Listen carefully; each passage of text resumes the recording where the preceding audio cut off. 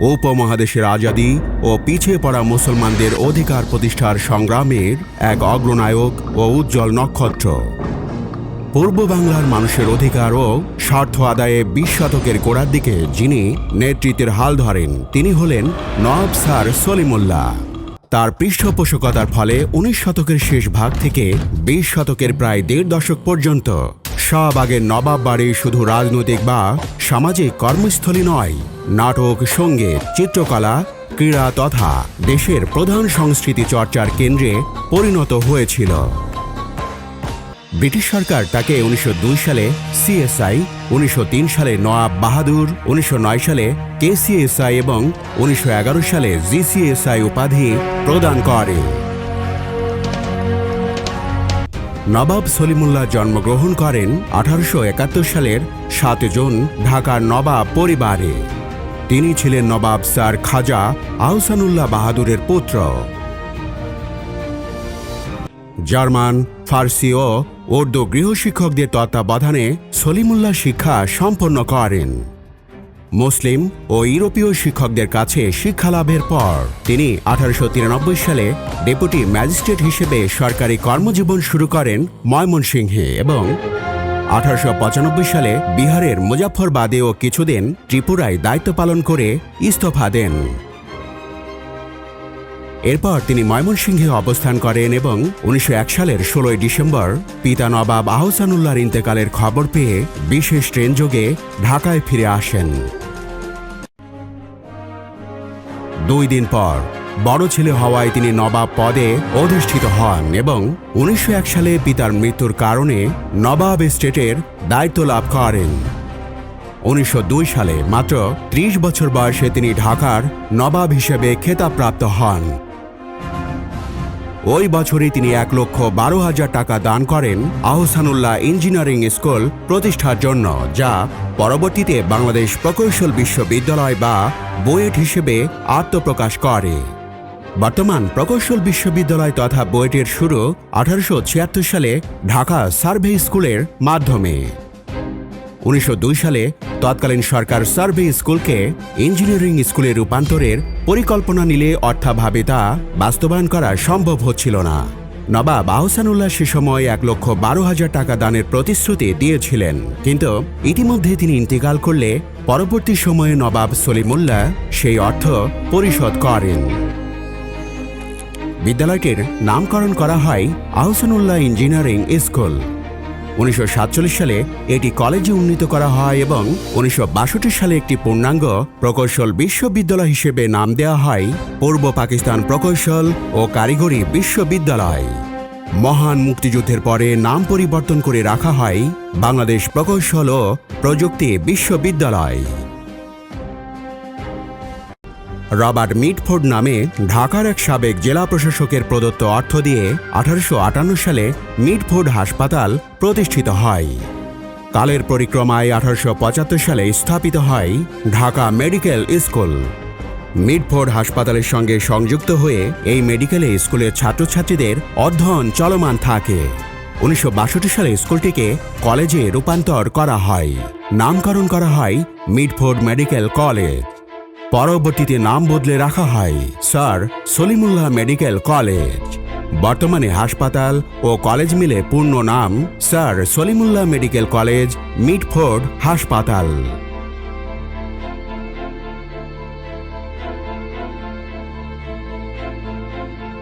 পূর্ব বাংলার মানুষের ভাগ্যোন্নয়নে নওয়াব সলিমুল্লাহর নানামুখী অবদানের স্বীকৃতি স্বরূপ বিশ্ববিদ্যালয়ের মুসলিম ছাত্রদের প্রথম ছাত্রাবাসের নাম রাখা হয় সলিমুল্লাহ মুসলিম হল। সলিমুল্লাহ কর্তৃক প্রতিষ্ঠিত ইসলামিয়া এতিমখানাটি তার মৃত্যুর পর নামকরণ করা হয় সলিমুল্লাহ এতিমখানা। এতে মুসলিম ছেলে মেয়েদের লেখাপড়ার জন্য 1908 সালে আজিমপুরে 28 বিঘা জমি দান করে তিনি প্রতিষ্ঠা করেন নবাব সলিমুল্লাহ মুসলিম এতিমখানা। লেখাপড়ার জন্য এতিমখানায় ছেলেদের জন্য একটি এবং মেয়েদের জন্য একটি করে 2টি স্কুল রয়েছে।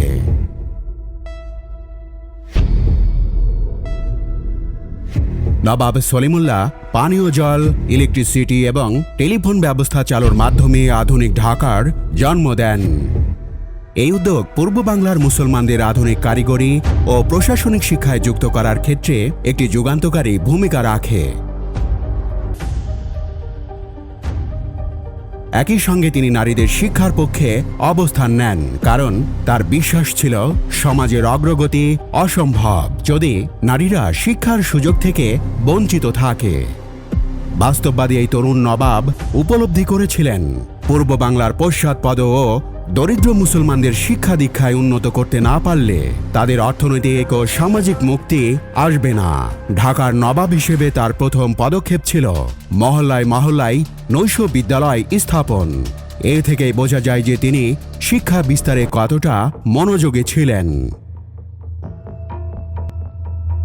1903 সালে বড়লাট লর্ড কার্জন ঢাকায় সফরে এলে নবাব স্যার সলিমুল্লাহ, যিনি আহসান মঞ্জিলে অনুষ্ঠিত দীর্ঘ বৈঠকে তার নিকট পূর্ব বাংলার সমস্যাগুলো বোঝাতে সক্ষম হন এবং ঢাকাকে কেন্দ্র করে পূর্ববঙ্গ আসাম নামে একটি নতুন প্রদেশ গঠনের বিষয়ে ইংরেজরা সম্মত হন।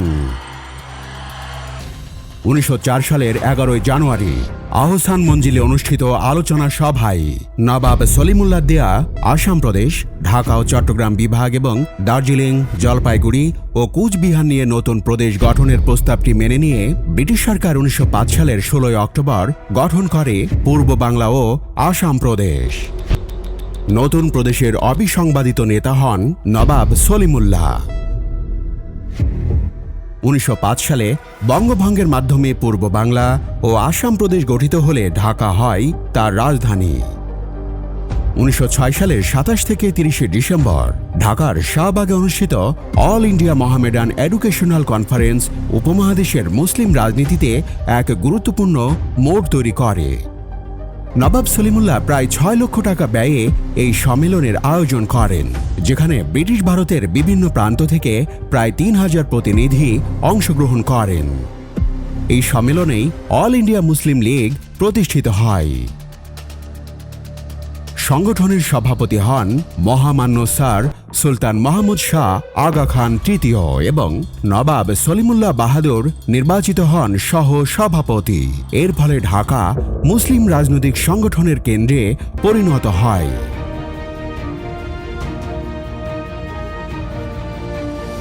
ব্রিটিশ ভারতের অধিকার বঞ্চিত মুসলমানদের জন্য তার সবচেয়ে বড় অবদান নিখিল ভারত মুসলিম লীগ। রাজনৈতিক, অর্থনৈতিক ও সামাজিক ক্ষেত্রে শত বছরের শোষণের ফলে তলানিতে পৌঁছে যাওয়া ভারতীয় মুসলমানদের ঐক্যবদ্ধ করেছে মুসলিম লীগ।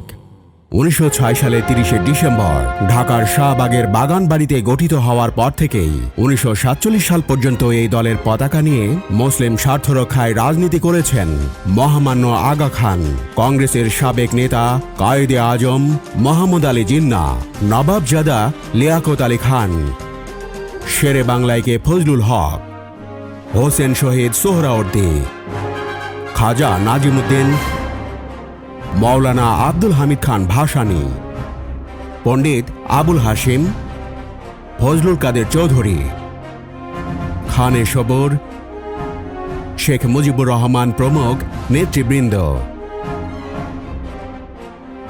উপমহাদেশে মুসলিম রাজনীতিবিদ সৃষ্টির পেছনে রয়েছে নবাব সলিমুল্লাহ ও তার গঠিত মুসলিম লীগের ঐতিহাসিক অবদান। নবাব স্যার সলিমুল্লাহর নেতৃত্বে বঙ্গভঙ্গকে অটুট রাখার যে আন্দোলন হয়েছিল তার প্রভাব সর্বভারতীয় রাজনীতিতে সুদূর প্রসারী হয়েছিল। 1911 সালের 12 ডিসেম্বর দিল্লির দরবার হলে বঙ্গভঙ্গ রহিত করেন। এতে বাংলার মুসলমানরা আশাহত হয়ে পড়ে। 1911 সালে বঙ্গভঙ্গ রহিত হওয়ার সঙ্গে সঙ্গে ভারতবর্ষের রাজধানী কলকাতা থেকে দিল্লিতে স্থানান্তরিত হয়েছিল। বঙ্গভঙ্গ রহিতকরণের ঘটনায় সলিমুল্লাহ খুবই দুঃখ পেয়েছিলেন, কিন্তু শাসকদের সঙ্গে সংঘাতে না গিয়ে আবেদন অনুরোধের পথেই থাকেন তিনি। 1911 সালে বঙ্গভঙ্গ রদ হলে নবাব সলিমুল্লাহ এর তীব্র বিরোধিতা করেন এবং ক্ষতিপূরণের দাবি তোলেন। শেরে বাংলায় ফজলুল হক ও নবাব আলী চৌধুরীর সঙ্গে তিনি ভাইসরয় লর্ড হার্ডিঞ্জের সঙ্গে সাক্ষাৎ করে ঢাকায় একটি বিশ্ববিদ্যালয় প্রতিষ্ঠার দাবি উত্থাপন করেন। শিক্ষাই মুসলমানদের মুক্তির একমাত্র পথ। এই বিবেচনায় ঢাকায় একটি বিশ্ববিদ্যালয় প্রতিষ্ঠার জন্য নবাব সলিমুল্লাহ ভারত সচিবের কাছে সুপারিশ করেন। সেই অনুসারে 1912 সালের 22 ফেব্রুয়ারি এক ইশতেহারে ভারত সরকার কর্তৃক ঢাকা বিশ্ববিদ্যালয় প্রতিষ্ঠার সুপারিশ ঘোষণা করা হয়। ঢাকা ইউনিভার্সিটি কমিটির অধীনে ইউনিভার্সিটির পাঠ্যসূচি রচনার উদ্দেশ্যে 25টি সাব কমিটি গঠিত হয়। ইসলামিক স্টাডিজ বিষয়ের সাব কমিটির সঙ্গে নবাব সলিমুল্লাহ ওতপ্রোতভাবে জড়িত ছিলেন। 1921 সালে ঢাকা বিশ্ববিদ্যালয় প্রতিষ্ঠিত হয়। বিশ্ববিদ্যালয়ের প্রথম সভায় শেরে বাংলা একে ফজলুল হক এই প্রতিষ্ঠানকে নবাব সলিমুল্লাহর স্বপ্নের বাস্তবায়ন হিসেবে আনুষ্ঠানিকভাবে স্বীকৃতি দেন। ঢাকা বিশ্ববিদ্যালয় প্রতিষ্ঠায় তিনি শুধু জমি দানই করেন নাই, প্রচুর অর্থ দান করেছিলেন। কথিত আছে ঢাকা বিশ্ববিদ্যালয় প্রতিষ্ঠার জন্য সলিমুল্লাহ 600 একর জমি দান করেছেন। এতে তার অর্থনৈতিক টানাপোড়েন দেখা দেয়। অর্থনৈতিক উত্তোলনের জন্য ব্রিটিশ সরকারের কাছ থেকে লোন নেন এবং মহাজনদের কাছ থেকে নেওয়া ঋণের টাকা পরিশোধ করেন। ব্রিটিশ আমলে স্থাবর অস্থাবর সম্পত্তি বন্ধক রেখে সরকারের কাছ থেকে ঋণ নিয়েছিলেন ঢাকার নবাব স্যার সলিমুল্লাহ। ব্রিটিশ যুগ গেছে, পাকিস্তানি আমল পেরিয়ে বাংলাদেশেরও প্রায় অর্ধ শতাব্দী ছুঁই ঋণ শোধ হয়নি। দেনার দায়ে সরকারের হেফাজতে এসেছিল হীরকখণ্ড, দরিয়ায়ে নূর ও আরও 109 প্রকার স্বর্ণালঙ্কার সহ নবাবদের ভূ সম্পদ। নবাবের সম্পত্তি হিসেবে হীরা ও স্বর্ণালঙ্কারগুলো এখন ভূমি মন্ত্রণালয়ের অধীন রক্ষিত আছে সরকারি মালিকানাধীন সোনালী ব্যাংকের প্রধান কার্যালয়ের ভোল্টে। জানা যায় শুধু দরিয়ায়ে নূর এসব সম্পদের দাম 1000 কোটি টাকারও বেশি। তারপরেও ঢাকা গড়ায় অবদান রাখা নবাব সলিমুল্লাহ এত বছরেও ঋণমুক্ত হতে পারেননি।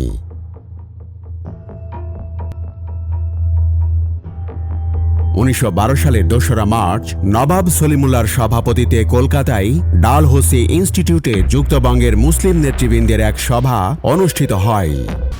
উক্ত সভায় তার প্রস্তাবের ভিত্তিতে উভয় বাংলার স্বতন্ত্র দুটি লীগকে একত্র করে প্রেসিডেন্সি মুসলিম লীগ গঠিত হয় এবং তিনি এর সভাপতি নির্বাচিত হন।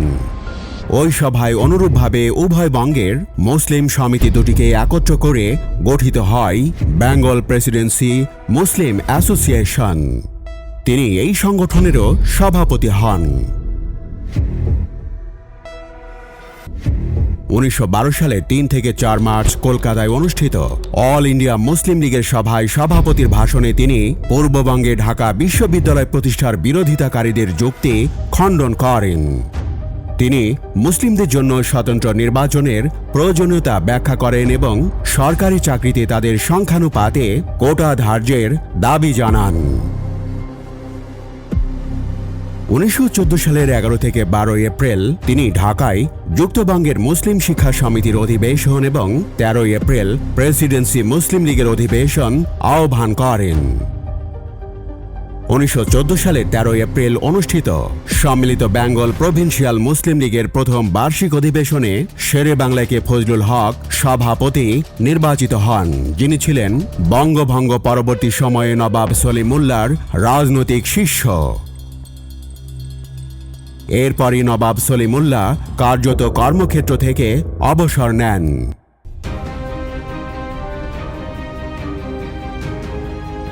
মুসলিম শিক্ষার প্রতি স্যার সলিমুল্লাহর বিশেষ আগ্রহ ছিল। স্বল্পকালের মধ্যেই তার উৎসাহে ঢাকা, বরিশাল, রাজশাহী ইত্যাদি শহরে মুসলিম ছাত্রদের জন্য ফুলার হোস্টেল স্থাপিত হয়। আলিগড় কলেজ বোর্ডিং হাউজের নমুনায় ঢাকা কলেজের শিক্ষার্থীদের জন্য কলেজের পাশে একটি মহামেডান হল নির্মাণের সিদ্ধান্ত ছিল অন্যতম। রাজনীতির বাইরেও নবাব সলিমুল্লাহ ছিলেন সাম্প্রদায়িক সম্প্রীতি ও নাগরিক সংস্কৃতির প্রবক্তা। তিনি সাধারণ মানুষের জন্য বিনামূল্যে নাট্য প্রদর্শনের ব্যবস্থা করেন, বায়োস্কোপ নিয়ে আসেন জনসাধারণের কাছে।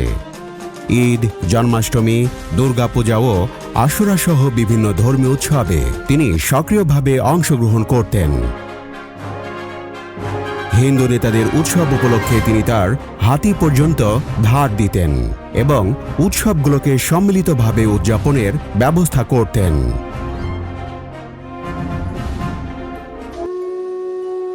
1915 সালে 16 জানুয়ারি তার ঘটনাবহুল জীবনের পরিসমাপ্তি ঘটেছিল। অসুস্থ অবস্থায় তার মৃত্যু হয়েছিল কলকাতায় 93 চৌরঙ্গি রোডের বাড়িতে। 16 জানুয়ারি বিকেল 4টায় কলকাতায় আলিয়া মাদ্রাসা সংলগ্ন ওয়েলসলি স্কয়ার পার্কে নামাজে জানাজা শেষে 17 জানুয়ারি নবাব সলিমুল্লাহর মরদেহ ঢাকায় আনা হয়। ঢাকায় দুটি জানাজা শেষে নবাবকে দাফন করা হয় বেগমবাজার পারিবারিক গোরস্থানে। তার অকাল মৃত্যু নিয়ে রয়েছে নানা কৌতূহল, নানা প্রশ্ন, নানা জল্পনা কল্পনা। অনুসন্ধানকারীদের অনুসন্ধিৎসু মন আজও খুঁজে বেড়ায় তার রহস্যময় মৃত্যু ঘটনার কারণ। কেন অকালে ঝরে গেলেন বাঙালি জাতির শ্রেষ্ঠ প্রাণ, মুক্তির দূত, স্বাধীনতা সংগ্রামীদের প্রেরণা স্যার সলিমুল্লাহ? নবাব স্যার সলিমুল্লাহর মৃত্যু প্রসঙ্গে ইতিহাসবিদ কবি ফারুক মাহমুদ বলেন, ঢাকায় বিশ্ববিদ্যালয় প্রতিষ্ঠা নিয়ে বড়লাটের সঙ্গে নবাবের মতবিরোধ দেখা দেয় এবং উত্তপ্ত বাক্য বিনিময় হয়। এক পর্যায়ে বড়লাট নবাবকে অপমানজনক কথা বলেন, যা তার সহ্য হয়নি। নবাবের সঙ্গে সবসময় একটি ছড়ি থাকত। সেই ছড়ি দিয়ে নবাব বড়লাটের টেবিলে আঘাত করেন। এ নিয়ে চরম বাদানুবাদ শুরু হয়। এক পর্যায়ে বড়লাটের ইঙ্গিতে তার দেহরক্ষী নবাবকে লক্ষ্য করে গুলি ছোড়েন এবং গুরুতর আহত হন। পরে নবাবের মৃত্যু হয়। নিশ্ছিদ্র প্রহরায় নবাবের মরদেহ ঢাকায় আনা হয়। তার আত্মীয় স্বজনকে মরদেহ দেখতে দেয়া হয়নি। 1915 সালের 17 জানুয়ারি সামরিক প্রহরায় বেগমবাজারে তাকে দাফন করা হয়। নবাব সলিমুল্লাহ 5 পুত্র ও 5 কন্যা সন্তানের জনক ছিলেন। এ কথা বলতে দ্বিধা নেই।